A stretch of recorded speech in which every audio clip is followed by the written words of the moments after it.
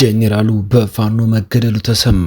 የአማራን አውራጃ መውጫ መግቢያ መውረጃና መዝለቂያ ተራራ ሸንተረር ጠንቅቀው የሚያውቁት የፋኖ ኃይሎች አሁንም በአገዛዙ ታጣቂዎች ላይ የበላይነት ወስደው እየተገማሸሩ ነው። ባርኮምሪ ወዳጁ የሚመራውና የአማራ ፋኖ ብሔራዊ ኃይል አካል የሆነው ፋኖ በወሎ ሰንሰለታማ ተራሮች ከባድ ትንቅንቅ እያደረገ ሲሆን በርካታ ከተሞችን ተቆጣጥሮ ይገኛል። የአገዛዙ ዋና ጄኔራል መገደሉን የተነገረው በዝርዝር ሰሙታላችሁ። ለብልጽግናው መሪ አብይ አህመድ በቀዳሚነት ያደረው የብልጽግና ካድሬ ደግሞ በአማራ ፋኖ ትግል በፍርሃት እየተርበደበደ ነው ተብሏል። በሀቀኛ ህዝባዊ ስሜት ላይ የቆመው የአማራ ፋኖ እያደረገ ያለው የነፍጥ ትግል በብርሃኑ ጁላ የሚመራውና በስመ መከላከያ የሚነግደውን የመንደር ወንበዴ በየጋራ ሸንተረሩ እያሳደደ ገርፎ እንዲመናመን አድርጎታል ተብሏል። አማራ ህዝብ ዘንድ የተሟላ ድጋፍና ተሳትፎ ያለው ይህ ትግል የብርሃኑ ጁላ ያቡት ታደሰ የውሸት ምላሶች እስኪቀሩ ከተራ ወታደር እስከ አዛዥ ጄኔራሎች በአፈሙዝ እየቀነደሸ አጋድሟቸዋል። ይህን ተከትሎም ባህር ዳር የሚገኘው የስርዓቱ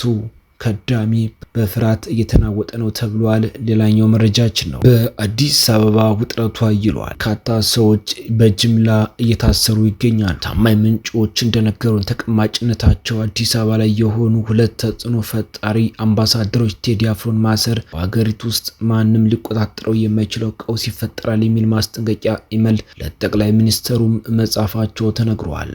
አሁን አዲስ አበባ ላይ ከባድ ውጥረት ተቀስቅሷል። ይህንም በዝርዝር ሰሙታላችሁ። ሰላም ጤና ይስጥልኝ። የተወደዳችሁና የተከበራችሁ በመላው ዓለም የምትገኙ የሚዲያችን ቤተሰቦች እንደምን ቆያችሁን? አሁን ለሰዓቱ መደመጥ ያለባቸውንና ትኩረት የሚሹ በርከት ያሉ መረጃዎችን ይዘን ቀርበናል። እናንተም እስከ ዝግጅታችን ፍጻሜ አብራችሁን እንድትቆዩን በአክብሮት የጋበዝን። አሁን በቀጥታ ወደ ዝርዝር መረጃዎቹ እናልፋለን። ለአምባገነኑ አብይ አህመድ በቀዳሚነት ያደረው የብልጽግና ካድሬ በአማራ ፋኖ ትግል በፍርሃት እየተርበደበደ ነው ተብሏል። በሀቀኛ ህዝባዊ ስሜት ላይ የቆመው የአማራ ፋኖ እያደረገ ያለው የነፍጥ ትግል በብርሃኑ ጁላ የሚመራውንና በስመ መከላከያ የሚነግደውን የመንደር ወንበዴ በየጋራ ሸንተረሩ እያሳደደ ገርፎ እንዲመናመን አድርጎታልም ተብሏል። በአማራ ህዝብ ዘንድ የተሟላ ድጋፍና ተሳትፎ ያለው የትግል የብርሃኑ ጁላንና አቦ ታደሰን የውሸት ምላሶች እስኪቀሩ ከተራ ወታደር እስከ አዛዥ ጄኔራል በአፈሙዝ እየቀነደሸ እስከ ወዲያኛው ሸኝቷቸዋል ተብሏል። በአገዛዙ ልሳናት እየወጡ መሬት ላይ የሌለ ፕሮፓጋንዳ ለመስራት እየሞከሩ ያሉ ቅሪቶችን በቅርቡ ልክ እንደሚገቡም ይነገራል። የትኛውም ዓለም እመራዋለሁ ከሚለው ህዝብ ጋር ተዋግቶ ያሸነፈ ስርዓት ታይቶ ባይታወቅም ለአማራ ህዝብ የከፋ ጥላቻ ያለው ኦህዴድ መራሹ ተረኛና ዘረኛ ስርዓት ግን ከዓለም እውነት የሚቃረነውን ክፉ ስራ ለመተግበር እየሞከረ ነው። ከትናንት ታሪክ እንደታየው ዛሬም በተግባር በአማራ ምድር እንደተገለጸው ነገም ከዚህ እውነት የማይታጠፈው የህዝብ አሸናፊነት በጋር ታይቷል። የሀገርን ዳር ድንበር ከመጠበቅ ሉዓላዊነትን ከማስከበር ግዙፍ ኃላፊነት ወርዶ መንደር ለመንደር የሚርመጠመጠው ዘራፊ ጦርም ከሀቅ ጋር ተቆራይቶ በሚታገለው ህዝብ እየተቀጣ ነው ተብሏል። በህዝባዊ እምቢተኝነት በበደል ደሙ እየፈላ ጫካ የገባው አማራ የአሸናፊነት ማዕተቡን በደሙ እየተከለ በድል ግስጋሴ ላይ ይገኛል ተብሏል። የአራት ኪሎ ባለዙፋንም የታጠቀው ታንክና ባንክ ሳያድነው ከነክፉ ስራው ሊነቀል ተቃርቧል ነው የሚሉት የመረጃ ምንጮች። በዓለም ላይ የሚመራውን ሀገርና ህዝብ የሚጠላው ብቸኛው የብልጽግና ስርዓት በታሪክ አጋጣሚ እጁ ላይ የወደቀውን ስልጣን ለጥላቻው መወጣጫ እያደረገው ነው። ይህን የተረዳው አዲሱ የአማራ ትውልድ ለዓመታት ከከረመበት ተመልካች ከሌለው የአደባባይ ተቃውሞ ሰሚ ከሌለበት የአዳራሽ ላይ ዋይታና ሚዲያ ላይ ጩኸት ወጥቶ ጥያቄውን በክንዱ ለመመለስ የጀመረው የነፍጥ ትግል የአብይ አህመድን ዘራፊ ወታደር ብቻ ሳይሆን ስርዓታዊ ጥላቻውን የሚያስፈጽሙለት ካድሬዎችንም እየገረፈ ይገኛል ተብለዋል። ዛሬም በተለያዩ ግንባሮች ውጊያ የተደረጉ ሲሆን ከፍተኛ የብልጽግናው አዛዥ በፋኖ መሸኘቱም ተነግረዋል። የአማራን አውራጃ መውጫ መግቢያ መውረጃና መዝለቂያ ተራራና ሸንተረር ተንቅቀው የሚያውቁት የፋኖ ኃይሎች አሁንም በአገዛዙ ታጣቂዎች ላይ የበላይነት ወስደው እየተገማሸሩ ነው ተብሏል። በባርኮምሪ ወዳጁ የሚመራውና የአማራ ፋኖ ብሔራዊ ኃይል አካል የሆነው ፋኖ በወሎ ሰንሰለታማ ተራሮች ከባድ ትንቅንቅ እያደረገ ሲሆን በርካታ ከተሞችን ተቆጣጥሮ ይገኛል። ደሴና ወልዲያ፣ አላማጣና ወልዲያን የሚያገናኙ አውራ ጎዳናዎችን ተቆጣጥሮ እየተንጎማለለ በሚያደርገው ከባድ ትንቅንቅ በቀጠናው የሰፈረው መከላከያ ሰራዊት እየፈለሰ እንዲቀላቀለው ያደረገ ሲሆን ዋርኮምሪ ወዳጆ ቀጥተኛ ትዕዛዝ ዛሬ ከማለዳው ጀምሮ እስከ ሰዓት ድረስ በተደረገ ትንቅንቅ በርካታ ያገዛዙ ሰራዊት መሸኘቱን ነው የተነገረው። በዚሁ በነበረው ከባድ ትንቅንቅ በብዙዎች ዘንድ አጥቦ አይለብስ የሚባለውና እርሻውን ጦም አሳድሮ ለአብይ አህመድ የሚላላከው ሚኒሻ እጅ አልሰጥም ብሎ በመማጸኑ ነው ከፋኖ በተወረወረ ሞርታር ከታጠቀው ቁመ ጠብቀኝ የተሸኘውም ተብሏል። ያገዛዙ ጥምር ጦር ተሰልፎ እንኳን ወደ ኋላ ያላፈገፈጉት የፋኖ ኃይሎች በሮቢት ቆቦና አምባሰል ተራሮች ሰፍረው ያገዛዙን ታጣቂ እያሸበሩት ነው ተብሏል።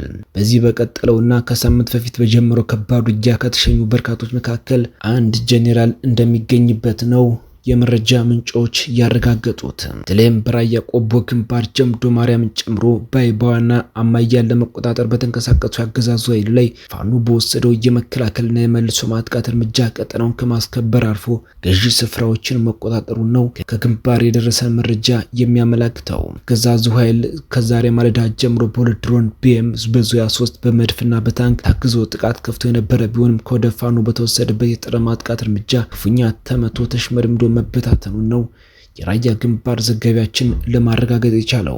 በብርሃን ፍጥነት ውጊያውን ከመከላከል ወደ ማጥቃት ያሸጋገሩት የሚኒሊክ ዕዝ የ102ኛ ኮር አሃዶች 65 የብልጽግና መከላከያ ሰራዊት አባላትንና 29 የነጻድቃን ገብረትንሳኤ የሐራ መሬት ታጣቂዎችን በድምሩ 96 ያገዛዙ ወታደሮችን እስከ ወዲያኛው መሸኘታቸውን አስታውቀዋል። ታዲያ ሽንፈት የደረሰበት አገዛዙ የሐሰት ፕሮፓጋንዳ ዘመቻ ለማስጀመር እየተንቀሳቀሰ መሆኑ ተደርሶበታል። ራያ ግንባር ካለፈው ሳምንት የትንሳኤ ባል ጀምሮ እስካሁን ድረስ በአፋብን ሚኒሊክ ዕዝ ብርቱ ክንድ አይቀጡ ቅጣት እየተቀጣ ያለው የብልጽግናው አገዛዝ የደረሰበትን ታላቅ ወታደራዊ ሽንፈት ለመሸፋፈን የፋኖን የህልውና ተጋድሎ ከወያኔ ጋር ሆነው ወጉይ በሚል የታቀደ የሐሰት ፕሮፓጋንዳ ዘመቻ ለመጀመር እየተንቀሳቀሰ መሆኑን የመረጃ ምንጮች አረጋግጠዋል። ከግንባር ለተከታታይ ቀናት ሲደርሱት የነበሩ ዘገባዎች እንደሚያመላክተን በትንሳኤ ባል ጀምሮ በራያ ቆቦ፣ አማያ፣ ባይባ፣ ጀምዶና ጮቢበር ግንባሮች አገዛዙ ከጌታቸው ረዳ ታጣቂዎች ጋር በመሆን ከፍተኛ ቁጥር ያለው እግረኛና መካናይዝድ ኃይል ቢያሰልፍም በሚኒሊክ ዕዝ 101ኛና 102ኛ ኮር አሃዶች መብረቃዊ የመልሶ ማጥቃት እርምጃ በመቶዎች የሚቆጠሩ የሰራዊት አባላት እርምጃ ተወስዶበታል። አገዛዙ ይህን ከትንሳኤ ጀምሮ የደረሰበትን የሰው ኃይልና የቁሳቁስ ኪሳራ ለመሸፋፈን እንዲሁም በህዝብ ዘንድ ያለውን የሞራል ውድቀት ለመቀልበስ ፋኖ ከወያኔ ጋር ግንኙነት እንዳለው የሚያስመስል የሐሰት መረጃ በስፋት ለማሰራጨት እየሰራ መሆኑን ሚዲያችን መረጃው ደርሶታል። ይሁን እንጂ በተጨባጭ ጦር ግንባር የታየው ሀቅ አገዛዙ ራሱ ከጌታቸው ረዳ ታጣቂዎች ጋር በጥምረት ሆኖ የአማራን ህዝብ እየወጋ መሆኑንና ፋኖ ደግሞ ይህንን ያገዛዙን ጥምር ወራሪ ኃይል በጀግንነት እየመከተ እንደሚገኝ በተደጋጋሚ የተረጋገጠ እውነት ነው።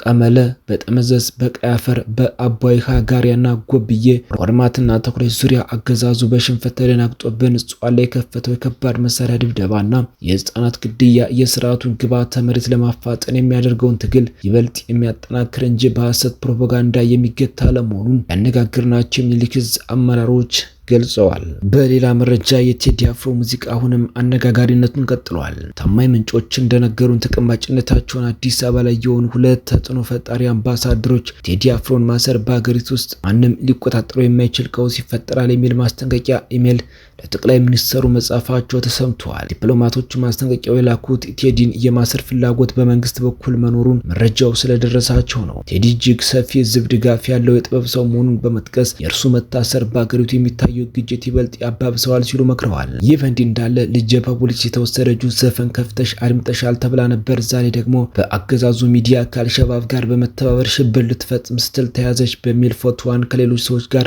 አየው ሲሉ ወላጅ አባት ተናግረዋል። ልጄ የ12ኛ ክፍል ተማሪ ናት። ከትምህርት ቤት ውጭ የትም ወጥታ አድራ አታውቅም። ከተጠቀሰው አካል ጋር ልትተባበር ቀርቶ ጎረቤቶቿን እንኳን በውል አታውቅም። የተባለው ዘፈን ተከልክሎም ከሆነ ከዚሁ ትጠየቅ እንጂ እንዴት ገና ታዳጊ ብላቴና ከሽብር ጋር ያገናኝብናል ሲሉ ይጠይቃሉ። ልጃቸው አዲሱን የቴዎድሮስ ካሳሁን ቴዲ አፍሮን ሙዚቃ መኖሪያ ግቢዋ ውስጥ ከጓደኞቿ ጋር ከፍ አድርጋ ስታዳምጥ እንደነበር የገለጹ አንድ የታሳሪ ወላጅ አባት የጸጥታ ኃይሎች የመኖሪያ ቤታቸውን ሰብረው በመግባት እንደ ጓደኞቿ ይዘዋት እንደሄዱ ለመሰረት ሚዲያ ተናግረዋል።